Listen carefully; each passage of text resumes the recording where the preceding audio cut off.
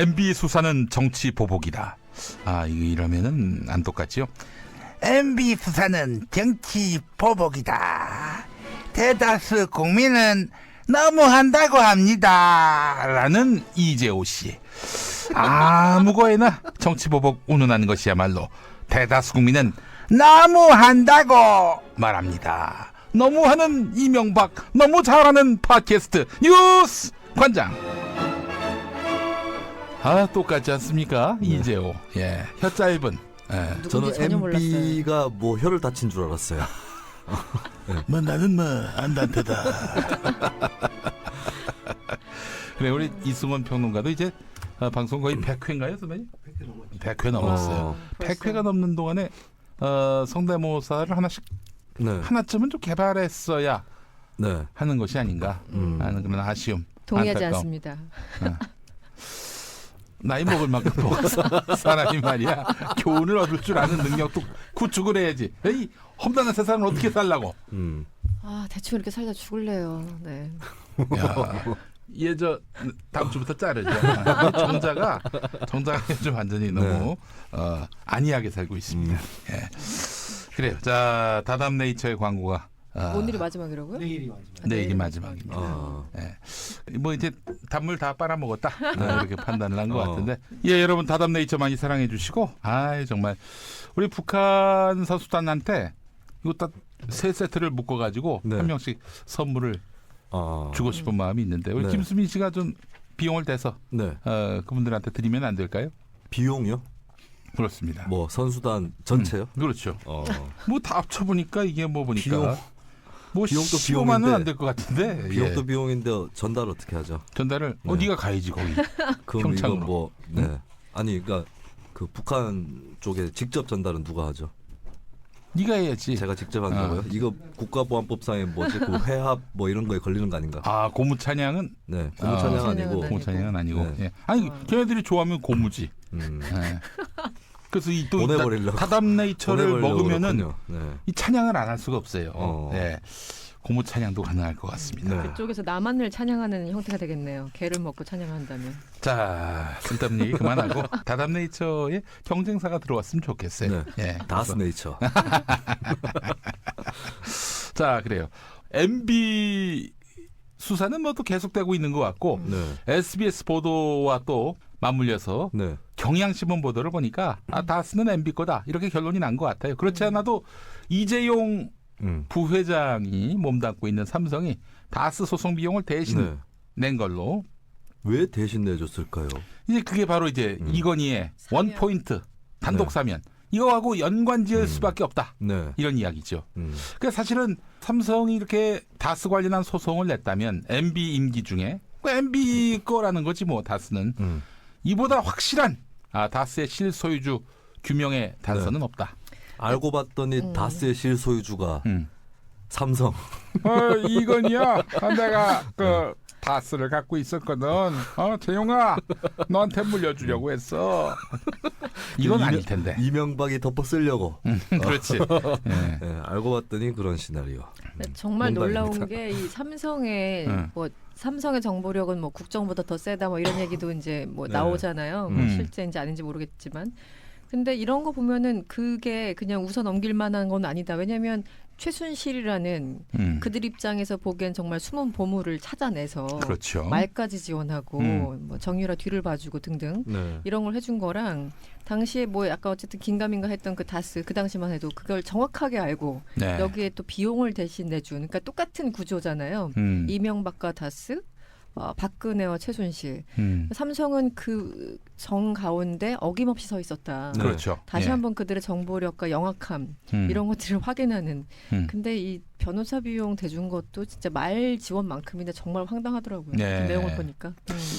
그 결국에는 이제 저는 꼼꼼한 MB가 뭐 이것도 삼성이만 돼야 된다. 네. 이러지 않았겠는가 하는 생각을 해봅니다. 그러니까 이제 이 돈조차도 자기가 내는 게 아까운 거야. 그러니까 아니면은 네. 삼성에서 이제 먼저 딜을 한 거지. 사면을 좀 해달라. 네. 뭐 공짜로는 안 되지. 어떻게 할까요? 뭐 이 다스 소송 비용이 있는데 뭐 네. 이걸로 한번 당신들이 한번 퉁치면은 근데 고려할 수 있다. 네. 이러지 않았겠는가. 진짜 너무 노골적 아니에요? 아니 그 박근혜한테 최순실과 이명박한테 다스가 뭐 약간 비슷한 점도 있지만 어쨌든 너무나 노골적으로 이거 내 회사인데 내 회사 도우라고 한 거잖아요. 그러면서 삼성 이건희가 어쨌든 우연찮게 풀려났고 예. 그런 구조도 그게 나중에 안 밝혀질 거라고 정말 생각을 했는지 그것도 참 대단하다. 그리고 우리 늘 하는 얘기지만 있는 놈들이 더한다. 돈이 그렇게 많은데도 불구하고 그 변호사 비용 좀 아끼겠다고 삼성까지 또 같이 한 묶음에 날려버렸다니까 이게 좀 이해가 안 가네요. 그 사람들은 아마 박근혜 이후에도 계속 자기들이 집권할 수 있을 거라고 생각했던 것 같습니다. 그러니까 박근혜도 저렇게 막 나갔고 이명박도 막 나간 거 아니겠어요? 이명박은 박근혜 비밀만 잘 쥐고 있으면은 별일 없을 것이다. 그리고 아마 이런 생각도 했을 것 같아요. 박근혜는 망할 것이다. 망할 것이기 때문에 박근혜 다음 권력은 내가 결정할 수 있을 것이다. 이렇게 판단했던 것 같아요. 보수 진영 내에서. 그렇지. 그러니까 자기가 박근혜를 만들었고 박근혜가 다음 권력을 만드는 게 아니라 네. 자기가 박근혜를 만들었고 그 다음 권력도 내가 만들 수 있다라고 생각했던 것 같아요. 네.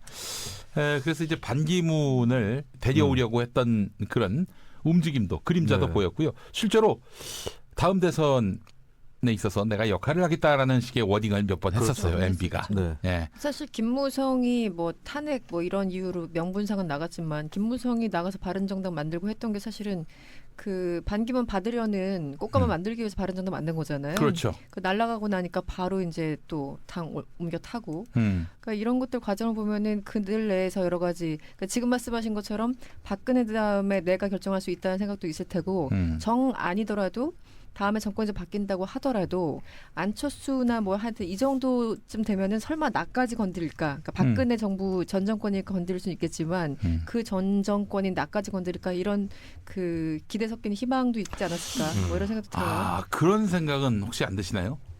그 MB가 네. 그때가 2011년인가 그랬을 겁니다. 안철수 현상에 대해서 어떻게 생각하느냐라고 물어보니까 네. 뭐 올 것이 왔다 이런 말을 했어요. 네네. 올 것이 왔다. 만약에 문재인 현상에 대해서 어떻게 생각하냐라고 물어보면 뭐 그런 무슨 말도 안 되는 얘기를 하는가 이랬겠죠. 안철수 현상에 대해서 지금 돌이켜 보건대 굉장히 호의적이었어요. 나쁘지 않았죠 그들. 네.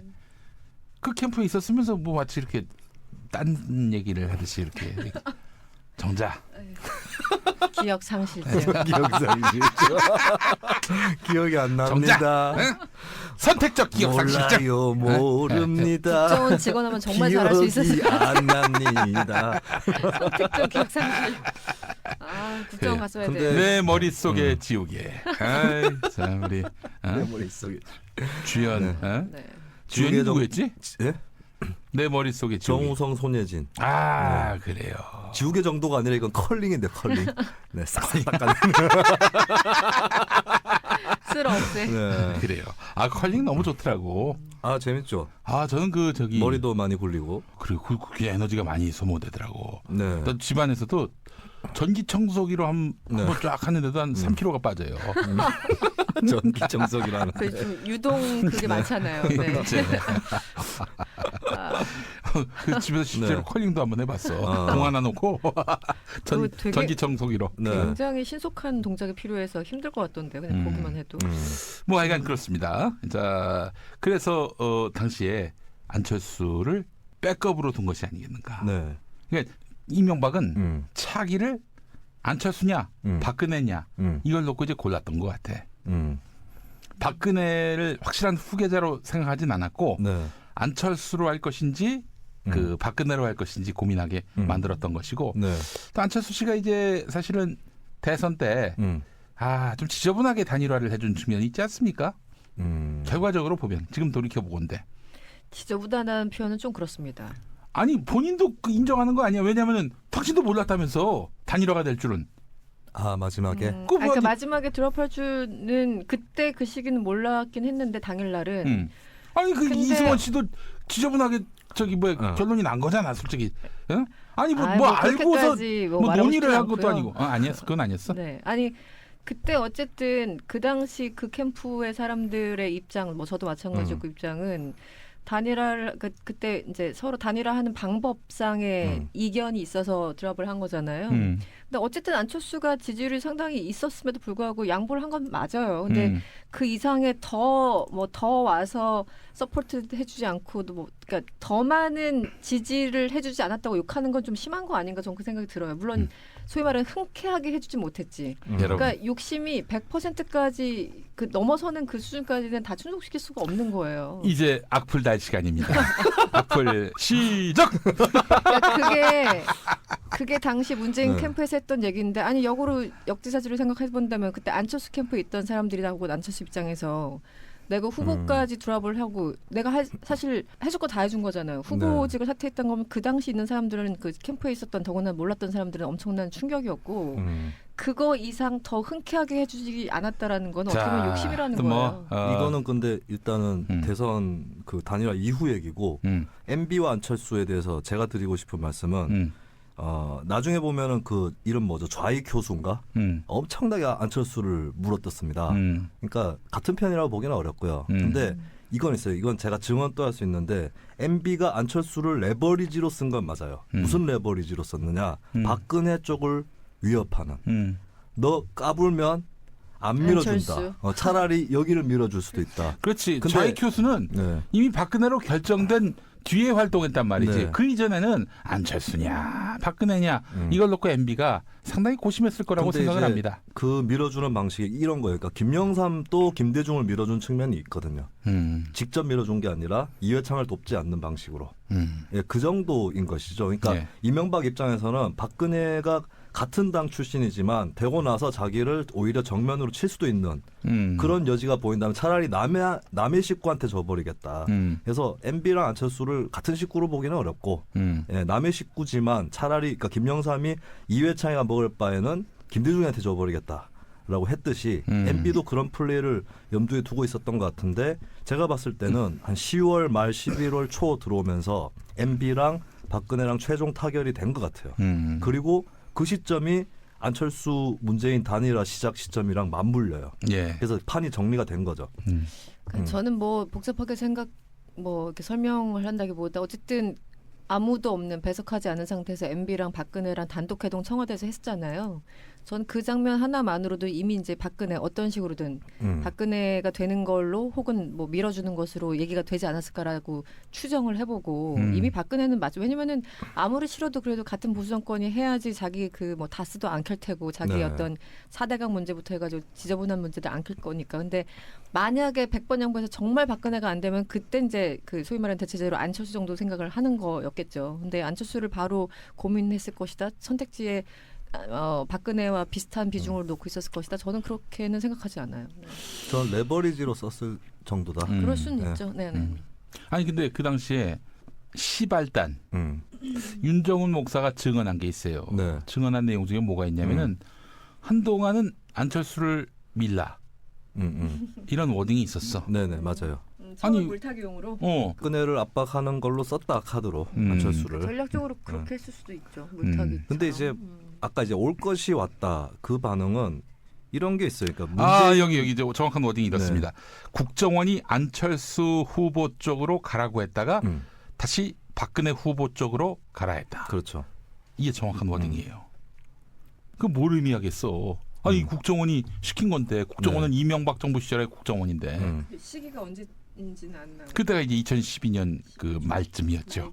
예, 박근혜가 이제 새누리당 후보가 됐던 때였고, 그러니까 아마 이 양반이 대선에 나온다 만다 이런 얘기 나왔을 때, 예, 그 이제 9월에 그 출마 선언을 9월 19일 날 했죠. 했으니까 그 후반기네요. 예, 가을. 9월 19일이 기억나시나?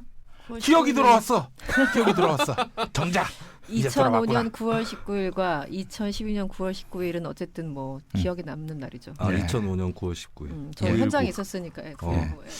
하여튼 그런 일들이 이제 있었단 말이죠. 이걸 보면은 이제 레버리지로 썼다라는 말이 가장 정확할 것 같고 어느 순간에는 안철수를 버렸다. 이런 이야기고. 근데 워낙 또 안철수가 MB를 그 비판하는 뭐 그걸 워낙 많이 했기 때문에 MB 입장에서 반갑지 않은 상황이었겠죠. 정치 입문할 때 뭐 거기도 당하지 않았나요? MB 정권 때? 입문할 때요. 네네 입문할 즈음에. 국정원인 하여튼 어디서 굉장히 맡아두어도 심했었고 뭐 말도 안 되는 그러니까 MB가 올 것이 왔다고 했던 거는 제 반갑다는 뜻이 아니고 아웃사이드에서 들어오는 바람이 정치권의 이쪽 저쪽을 다 위협하거든요. 근데 안철수 바람 같은 경우는 박근혜 문재인 뭐 예를 들면 새누리당 민주당 양쪽을 위협하는 상황이니까 이명박으로서는 그렇게 나쁠 건 없었던 거죠.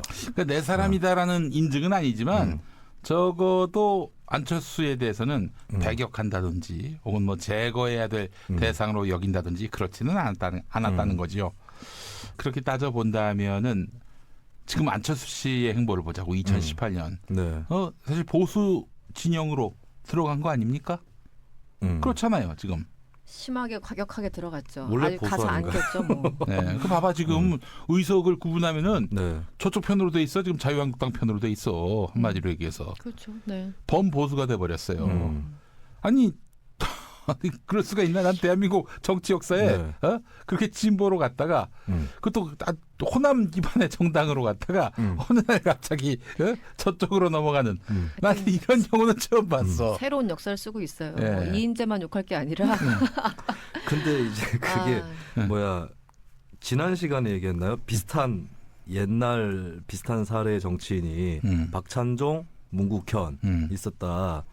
그게 이제 다른 점이 그 두 사람은 뭐 계속 돌풍 개념에서요? 뭐 그러니까 노선 정치 노선이나 또 이제 아웃사이드에서 들어왔다거나 또 이제 기존의 정치에 대한 반감을 등에 업은 그런 케이스로서 그리고 이제 문국현 씨 같은 경우는 또 같은 기업인 출신이기도 하고 비슷한 점들이 있는데 문국현, 박찬종 이분들은 거대 정당 밖에서 계속 어떻게 해보려다가 결국에는 잘 안 된 케이스인데 안철수는 새로운 길을 개척한 건 맞아요. 이게 뭐냐면 신당 창당을 처음에 시도했단 말이죠. 근데 저는 안철수가 민주당과 통합할 때 깨고 나올 것을 염두하고 들어갔다고 봐요. 왜냐하면 신당 창당이라는 게 백지 상태에서 이걸 만들 수가 없기 때문에 차라리 들어가서 깨고 나오는 방법을 자기 지분을 갖고 예. 그렇지.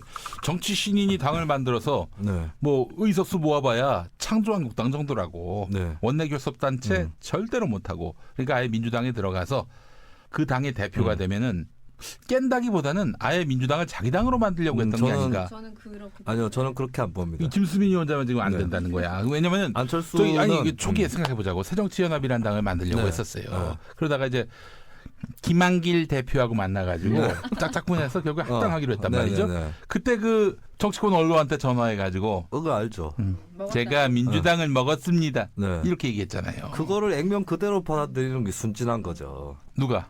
아니 안철수는 본인이. 그만큼 저는- 수준했던 거라고 아니요, 저는 저는 봐요. 안철수는 민주당을 깨려고 들어간 거예요. 처음부터. 그렇게 전략적이지 않아요. 작전이에요, 작전. 그러니까 그렇게 조용하게 너무 있고 과대평가하는데? 아니요, 과대평가가 아니라 이 새끼 왜 이렇게 됐어?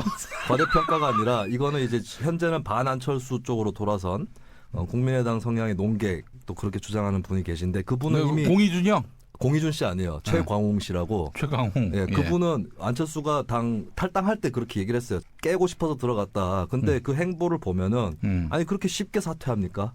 그 당을 먹으려 들어갔으면 730 재보선 때 730 재보선은 대패도 아니었다는 거죠, 사실. 네. 그 다음 재보선에 비해서는. 근데 쉽게 당 대표 자리를 내줘 버렸어요. 예, 그러고 나서 이제 민주당에서 한동안 있는 듯 없는 듯 하다가 그리고 막판에 혁신전대 어쩌고 저쩌고 하면서 혁신을 해달라. 이걸 관철시켜주지 않으면 탈당하겠다라는 식으로 몰고 가는데 다들 아시겠지만 별로 명분이 없었잖아요. 예, 저는 이거는 당을 깨려고 답을 정해놓고 있었다고 봐요. 그래서 저는 이 연장선상에서 유승민이랑 힘을 합쳤는데 또 깨고 나올 수도 있어요.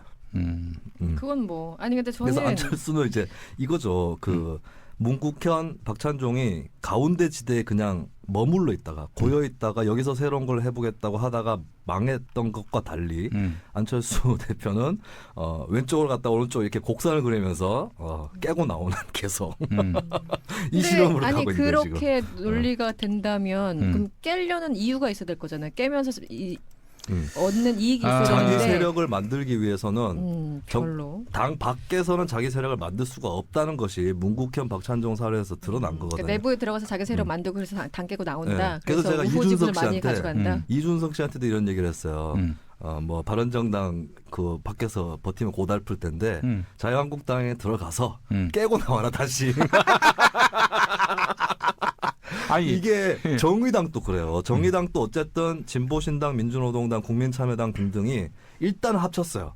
합치고 나서 깨고 나온 거잖아. 그러니까 지금 이렇게 버티는 거예요. 노동당, 진보신당 이쪽이랑 달리. 제가 생각하기에는 안철수는 그때 새정치연합이었나요? 네. 하여튼 2013년에 세우려고 하다가 여러 가지 돈도 들고 힘도 들고 세력도 그러니까 이제 맞아요. 김한길의 여러 가지 어떤 감언이설에 속아 넘어갔는지 모르겠지만 어쨌든 본인의 세력과 이런 것들을 과신한 거예요. 그리고 여전히 그때는 지지율이 어느 정도 좀 높았기 때문에 내가 들어가면 소위 그 뭐 원로한테 전화해서 했다는 표현대로 먹을 수 있다고 정말 생각을 했던 거고 스스로 뭐 호랑이 굴에 들어간다는 YS로 본인이 빙의해가지고 들어갔다고 저는 생각을 해요. 그러니까 그때까지는 전 당 깰 생각은 별로 없었다고 보고. 나도 네. 우리 관록과 경륜과 연배가 있는 네. 우리 이승원 평론가의 주장에 전폭적으로 동의하는 바입니다. 이거는 근데 지금 잘 본인만 아셔야 될 아는 게 거니까. 옳고 그름에 대한 문제는 아닌 아니죠, 거예요. 아니죠. 아니 근데 네. 내 얘기도 좀 들어봐. 2012년 대선을 거치면서 안철수로서는 이거 하나는 분명히 깨달았던 게 자기가 문재인 세력한테 이길 수 없다. 현재 정치 구도에서 예, 그러면 미쳤다고 민주당에 계속 들어가 있으려고 했을까요? 거기서 장악하려고 했죠. 근데 이제 장악이 아니 7월 30일 날 그 지방선거 끝나고 한 달 만에 뾰록이 났는데 무슨 장악을 합니까 거기서? 아니 근데 우리 못하는 거예요. 김수민 평론가가 이 공학을 위한 공학이 너무 몰두하다 보니까 안철수라는 사람을 너무 과대평가하는 아니 측면이 있어요. 과대평가가 아니라 이건 아니, 근데 정치의 얘기 좀 들어봐, 기본이에요. 당신도 정치의 나만 얘기해. 기본이라고. 그리고 그래, 저는 당신 같은 저는 두뇌면은 깨고 나올 거라고 예측을 했어요. 그렇게 그 당시에. 생각을 네. 할 수 있겠지만은 내가 보기엔 그렇지 않아. 그 양반은 이 당을 아니, 기업하고 지금- 완전히 아니, 똑같이 보고 지금 그때 패턴이라던가 그때 있었던 일을 근거로 해야지 사람에 대한 판단을 먼저 세워놓은 다음에 그런 사람이 아니야.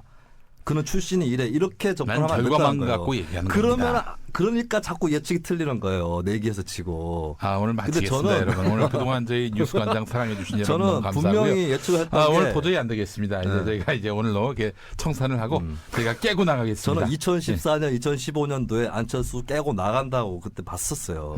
몇 년도예요? 2014년, 15년도에 이미. 그래서 15년도에는 가능성이 정치부 있었지만 기자들한테도 2015년도에도 사람들은 민주당 분당은 없다. 박주선, 천정배 둘만 나가고 없다라고 예측을 했었어요. 대부분이. 아니 2015년에는 그런 가능성이 충분히 있죠. 워낙 문재인하고 싸우고 안 되고 그 내부에서 소위 말하는 안철수 입장에서는 친노에 당했다고 하는 게 굉장히 네. 심하고 김한길한테 당했다고 하는 게 이미 2014년 자, 말부터 그러면- 나왔던 얘기이기 때문에 근데 근거로도 2013년에 뭐 7월 그것 때문에 네. 대표에서 던지고 그것이 근거가 돼서 원래부터 이 사람은 당 깨려고 했었다. 저는 그거에 동의하지 않아요.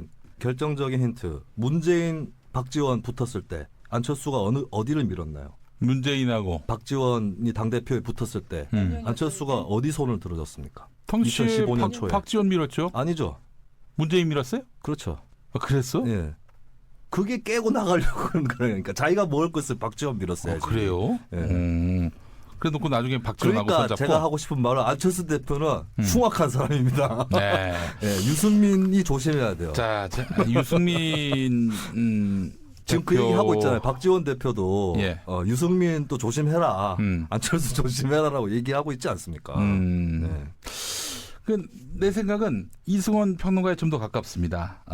이분은 이제 먹었다는 표현에서 볼 수 있듯이 상대가 어떤 세력인데요. 민주당인데 네. 민주당을 먹는다고 그게 자기가 오너가 됩니까? 자기 실소유주가 돼요? 불가능합니다. 그렇지만 민주당을 먹었다라고 생각하는 것 자체가 아마 그 얘기 들은 원로도 기가 막힐 거예요. 야, 네. 민주당이 이게 간단한 당인 줄 아냐?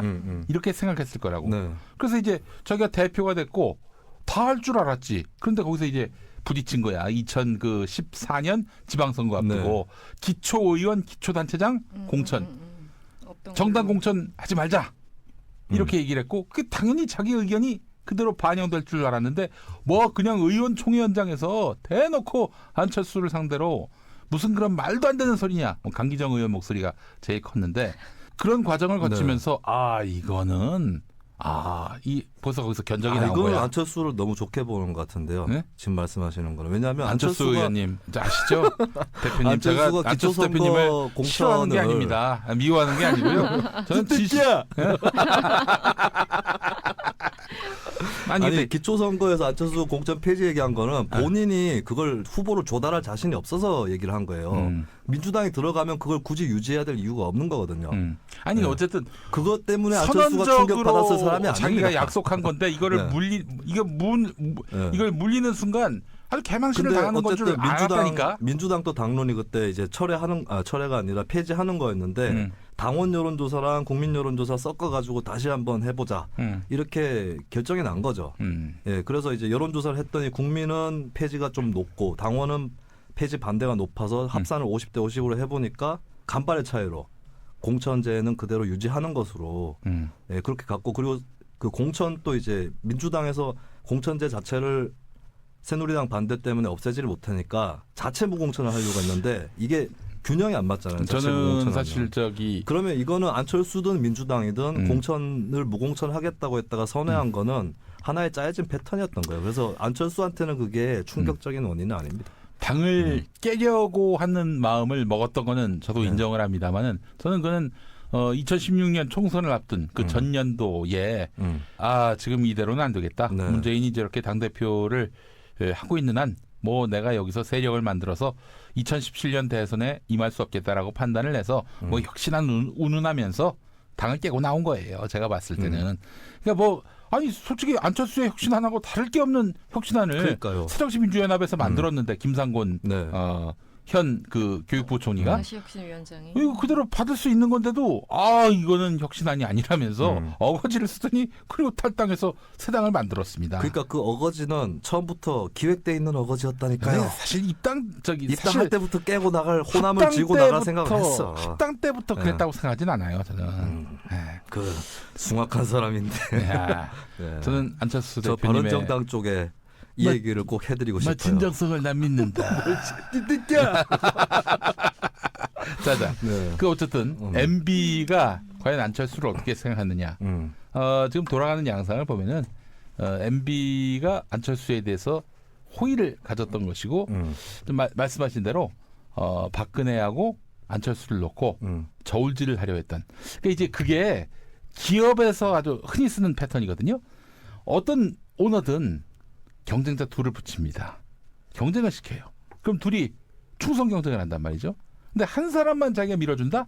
그 얘가 이제 기어오르려고 한다고. 다음은 나의 시대다 해가지고 그 능욕하려고 한다고요. 그러니까 그러면 오너의 어떤 리더십이 유지될 수 없어. 그러니까 둘을 경쟁시켜가지고 충성 경쟁을 해서 승리하는 자에게 다음 나의 자리를 물려주겠다. 이런 구상이 있는 거란 말이죠. 그래서 박근혜만 놓고 얘기하자면 박근혜가 자기보다도 훨씬 더 세가 있고 또 자기가 퇴임 이후에도 자기 안전을 보장할 수 있을 만한 그런 의리와 그 상대방을 컨트롤할 수 있는 뭔가 카드가 있어줘야 하는데 박근혜는 좀 찜찜하거든.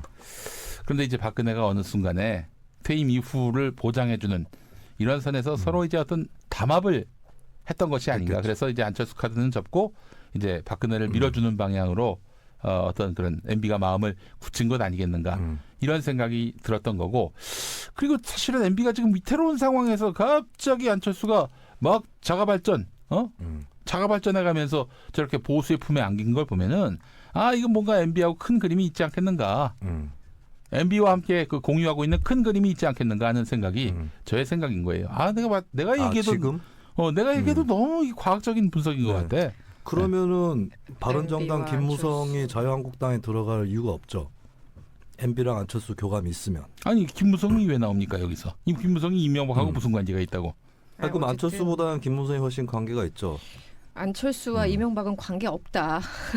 그 한마디로 정리할 수 있을 것 같아요. 관계 없어요. 관계 없어요? 네, 아니 근데 무관하죠. 이제 그거는 이명박뿐만 아니라 자유한국당도 언제든지 안철수를 어떻게 써보려고 하는 건 있어요. 그렇기 때문에 국민의당과의 통합론, 3당 통합론이라는 게 계속해서 나왔던 것이고 그런데 이제 지금 현재 상황을 보면 MB가 안철수를 지렛대로 현재 쓰려고 했다면 바른정당 의원들이 탈당해서 자유한국당으로 가는 일은 없어야 하는 것이죠. 자, 요컨대 보수의 다음 주자로서 네. 보수 정치의 어떤 뼈대와 네. 살을 채우는 코어, 핵심. 코어가 있다면은 이 코어는 홍준표로는 그림이 안 보인다. 뭐 계산이 안 나온다. 네. 따라서 안철수가 답이다. 라고 생각하고 있으며 그 큰 플랜 속에서 지금의 일종의 소정계 개편을 도모하고 있는 것 아니겠는가 하는 생각이 들고요. 그런 의미에서 보자면은 안철수는 이미 MB에 의해서 간택됐던 그런 인물이다. 뭐 MB 아바타라고까지 말할 수 있을지는 모르겠지만은 MB가 안철수의 우호적이라고 전 생각하지 않아요. 그래요? 전혀 생각하지 않아요. 그거는 당시에 이제 그 어느 진영인지 모르겠지만 이제 안철수 2012년 당시를 얘기합니다. 안철수를 그 뭐 비판하는 사람들 혹은 폄훼하려는 사람들 혹은 조롱하려는 사람들에 의해서 만들어진 프로파간다라고 저는 생각을 하고 그 당시- 프로파간다를 지금 김용민이가 복잡한다고 생각하는 거예요? 저는 뭐 그렇게 생각해요. 아니 그렇게 믿을 수도 있지만 나가. 그게 MB와 안철수를 나침반 같은 기업인이기 에서 시작한 때문에 거잖아요. MB 아바타 그거는 전 얘기를 당시에도 이해할 수가 없었어요. 나는 친박이다에서 시작을 한 거잖아요. 그래요? 네. 알겠습니다. 나는 친박이가 아니다. 나는 지금 너는 일단 꼼수다. 너는 꼼수다. 너는 꼼수다에서 안철수는 이명박 아바타라는 얘기를 제일 처음 꺼냈어요. 그게 친박 쪽에서 꺼낸 것이죠. 자, 너는 꼼수다가 아니고 네. 그래 너는 꼼수다. 뭐 줄여서. 네. 나는 꼼수다가 나오니까 나는 꼼수다가 맞아요. 나오니까 네, 네. 그래 너는 꼼수다. 아 맞아 그거 있었죠. 어무성 전 의원 뭐 이런 분들이 그래요? 어무성 했었는데 의원 전 나섰어요, 의원도 그때요? 있었구나. 그 양반이 그저 MC 봤었어요. 네. 친박 아닙니까 친박. 친박이죠. 네네. 검사 그래요. 출신 말씀하시는 거죠. 아 그래요. 안철수 얘기로 이어지지 MB 얘기하다가 이게 이 지난 이 12년 얘기 구구한 나와서 말을 자아내는 정치 행보였기 때문에 이런저런 얘기들이 있는 것이죠. 예. 보수는 사실 집권이 가장 큰 목적입니다. 네. 또 집권만 관심이 있어요. 그러니까 국민들의 삶을 어떻게 행복하게 하고 네. 평등하고 정의로운 세상을 만들까 이런 거 관심 없습니다. 집권만 관심 있어요. 일단 잡고 보자. 집권에는 권력 유지도 포함됩니다. 네. 그거 외에는 전혀 관심이 없는 분들입니다. 저것도 관심이 있군요. 권력을 수익 모델로 해서 이걸 어떻게 사유할 것인지에 대해서 관심 갖는 거. 그게 더 관심이 크죠. 예. 그렇기 때문에 이분들이 지금 이 시점에서 문재인 대통령 지지율이 뭐 떨어졌다고는 하지만 네. 60%대고 또 평창올림픽으로 해서 반등의 여지가 또 상당한 시점에서 집권의 의지를 포기했느냐? 천만의 말씀입니다. 지금 뭐 네이버 댓글만 보더라도 이들은 포기하지 않았어요. 그렇다면 뭔가 액션이 있어야 될 거 아니야. 다음 총선 대선 앞두고 하늘에서 뚝 떨어지겠어요? 네. 지금에 있는 그런 자원들 갖고 어떻게든 조리를 하든지 뭐 혹은 뭐 이걸 볶아 먹든지 튀겨 먹든지 해야 될 거 아니겠습니까? 저는 안철수다 이런 생각이 들고 뭐 김무성에게 미래가 있겠어요? 저는 그 사람들은 대권을 포기했다고 봐요. 대권을 포기했다. 네, 안철수를 밀고 자시고 할 것도 없이 예. 그들은 대권이 없어도 잘 먹고 잘 살 수 있습니다. 왜냐하면 지방 권력이 있고 그렇지. 그다음에 국회의원 제1야당이 나올 것이고 이렇기 때문에 굳이 뭐 파격적으로 안철수라는 외부 주자를 영입해가지고 지도자로 세운다? 저는 그보다는 차라리 자기네들 핵심 지지층의 소구력이 있는 홍준표 같은 사람을 계속 앉혀놓고 갈 것이다. 예, 20, 30%짜리 정당. 자, 저희가 오늘 좀 목표로. 장기적인 내기를 한번 내보도록 하겠습니다. 네. 그러니까 차기의 그 보수 정당, 제1보수 정당이라고 하죠. 네. 제1보수 정당의 대선 후보 누가 될 거라고 예측하십니까? 뭐 2022년 말씀하시는 거예요? 그렇습니다. 그때 당이 어떻게 될지 지금 너무 이른데 음, 당이 어떻게 될지도 모르고 그 사이에 그걸 사람이- 예측할 수 있는 것이 바로 시사평론가의 그러면 그 숙명입니다. 밤이당이 밤이당 있지 않습니까? 밤이당. 밤이당. 밤이당이 지금은 밤이당. 예. 밤이당이 자유한국당보다 의석이 많으면 거기가 제일 보수 정당인가요? 아니 뭐 합칠 수도 있는 거고. 이건 총선 그러면- 이후에 봐야지. 이거 그러면 알 어떻게 수가 알아요? 없는데 제일 보수당이라는 것을. 뭐 전제 깔지 말고 제1보수당은 있을 거 아니에요 그때. 그러니까 어느 다 쪽이 하시든 뭐 서너 개로 쪼개지든. 어느 쪽인지 모르니까. 하여튼 그 현재 민주당의 네. 맞상대로서 거기에 후보가 누가 될 것이냐? 네. 2022년에 네. 저는 이제는 홍으로 갑니다. 홍준표로 간다. 네. 우리 이제 이수. 홍준표는 아닌 것 같고요. 네. 안철수 가능성이 있고 저는 안철수가 제1야당의 후보가 안 된다면 그때 또 깨서 뭐 다른 당 만들거나 무소속으로 해서 안철수는 무조건 나올 거라 생각을 하고. 안철수는 무조건 네, 나오지만 왜냐면 대통령 병에 걸린 사람처럼 저는 보이니까 지금은. 자 음. 걷어치우고 제1보수 정당의 후보 그것만 얘기하면 됩니다. 하여튼 뭐 모르겠는데 홍준표는 아니다. 홍준표는 아니다. 저는 그 생각. 이런 답도 있나요?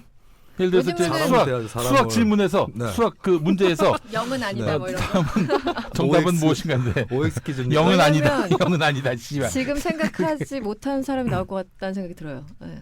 아 하늘에서 뚝 떨어진다. 뭐 새로운 사람 누구 아 있을 때 그거 아니야. 그거는. 모르겠어요. 뭐 예측해 보시죠. 아니 뭐 자신 있게 얘기하세요. 누구? 아 틀린다고. 그러니까 이것을 홍준표는 비웃을 아니다. 사람은 없어. 아니 홍준표는 아니고 누군지 모르겠다.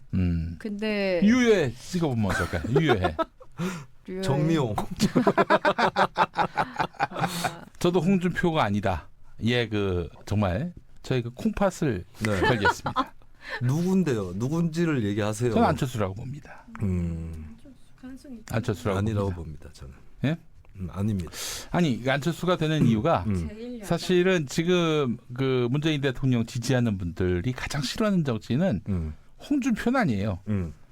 워낙 그 꼴통짓을 많이 하긴 하지만 어차피 내놓은 어차피 그 사람은 안 된다라는 네. 것들은 삼척동자도 다 알기 때문에 그래서 지금 가장 경계하는 인물 누가 뭐 관련한 그런 뉴스가 나올 때 항상 검색이 잦은 정치인은 바로 안철수다. 예, 저는 이렇게 보고 있습니다. 근데 그게 제일 보수 정당의 후보가 되는 거랑 무슨 상관이 있죠? 그 사람들은 잘 몰라요. 가중점입니다. 아니 그거는 왜냐하면 보수 세력이 인터넷을 진보 시민들처럼 하느냐 그렇지는 않기 때문에 그리고 어차피 민주당 사람으로 인식돼 있어요. 네. 자유한국당 지지자들한테는 길고 짧은 네. 거는 우리가 지금부터 이거는 4년 후에 한번 보수 재보도록 하겠습니다. 보수를 뭐죠? 지켜라를 쓰셨으면서 어. 보수층을 실제로 많이 안 만나 보셔서 그런 거예요. 너는 구미의 보수만 만났기 때문입니다. 수도권 보수도 똑같죠. 아이, 더 무슨 심하면 소리야. 더 심했지. 야, 잠깐만, 아무튼. 안철수를 그쪽 식구로 안 쳐줘요. 그쪽에서. 네. 아무튼 그래서 누구라고요? 그 누가 될 것이다? 나는 안철수. 안철수다. 안철수. 안철수. 나는 홍준표입니다. 홍준표. 자, 우리 이승훈 평론가. 유승민, 홍준표는 아니다. 유승민 걸어 유승민. 아이, 야, 유승민 그래. 유승민 어렵고 어. 안철수도 좀 어려울 것 같아요. 아니 이런 식으로 시사평론을 하면 제가 얘기했잖아요. 제3의 인물이 지금 거론되는 사람 말고 제3의 인물이 나올 것이다. 제3의 인물 누구? 홍정우, 홍정욱, 남경필. 아니, 남경필은 절대로 1인자가 될 수 없습니다. 뭐 자기가 몸을 던져서 헌신한 적이 없어요. 죽었다 깨어나도 그분들은 안 됩니다. 네. 예. 이동지 난 제3의 인물. 제3의 인물 누구지 얘기 못합니까? 못해요. 깜짝 놀랄 모르니까. 만한 젊은 후보입니까? 뭐 이인재. 다를 수 있을. 안녕하십니까? 전 아직 젊습니다. 돌고 돌아 이회창 이인재 다시 나와. 안녕하십니까 이회창입니다. 구관이 명관입니다. 혹시 나요? 내가 다시 등판할까? 병원에서 나오셨어요. 아직 100살이 안 됐어.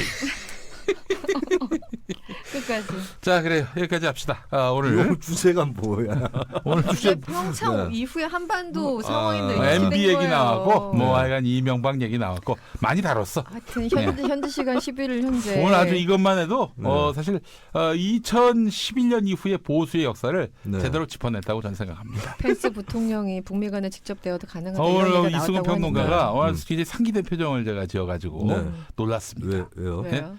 이 자기가 아는 분야가 나오니까 아. 숙연해지시는 것 같아. 아. 숙연해지시는 것 같아. 예. 네, 안에 있던 사람과 밖에 있는 사람은 다르니까요. 근데 오늘 방송 들으신 분들 좀 오해를 안 하셨으면 좋겠는 게 이게 어느 편의 문제가 아니라 우리도 평균 예, 아니에요. 팩트 네. 체크와 이 진단의 문제 차이였다.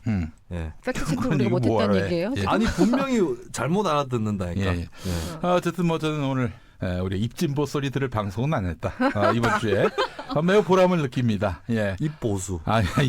입진보스러운 그런 네. 얘기했다가 이게 깨질 때마다 너무 가슴이 아팠는데 이번 주 나도 그냥 만족스러운 방송을 한 것 같습니다. 자, 네. 이제 설 연휴 시작되는 날부터 또 다시 설 연휴가 시작됐군요. 근데 최순실이가 네. 판결이 나왔는데 네. 우리가 지금 녹음하기 전에 그렇죠. 녹음한 후에 녹음 후에 나오거든. 어떻게 진단을 해야 될까?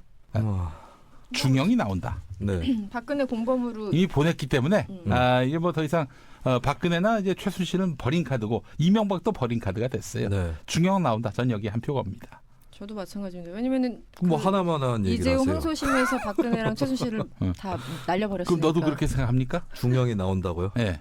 예. 알겠습니다. 생각합니다. 셋 다 틀리면 뭐 여러분 설과 함께 저희는 가겠습니다. 그때 25년 구형했나요? 25년 구형. 25년 구형했죠. 그랬었죠.